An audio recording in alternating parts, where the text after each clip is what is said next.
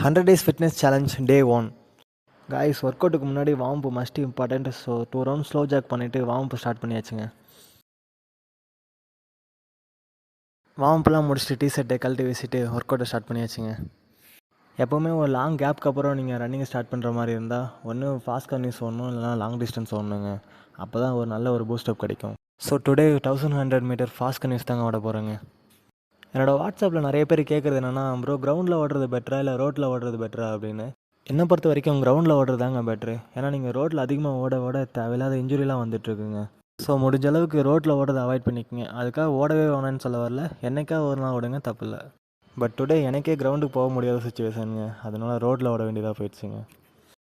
அவ்வளோதாங்க, ரன்னிங்லாம் முடிச்சுட்டு hip extension work out start பண்ணியாச்சுங்க. இந்த ஒர்க் அவுட்லாம் நீங்கள் ஓடும்போது பாடி டாலாக இருக்க ஹெல்ப் பண்ணுங்க. ஒர்க் அவுட்டுக்கு முன்னாடி வார்ம் எவ்வளோ முக்கியமோ அதே மாதிரி ஒர்க் அவுட்டுக்கு பின்னாடி வார்ம் டவுன் ஸ்ட்ரெச்சிங்லாம் ரொம்ப முக்கியங்க. அவ்வளோதாங்க, ஸ்ட்ரெச்சிங்கோட இந்த டேவும் கம்ப்ளீட் பண்ணியாச்சு. பாய்.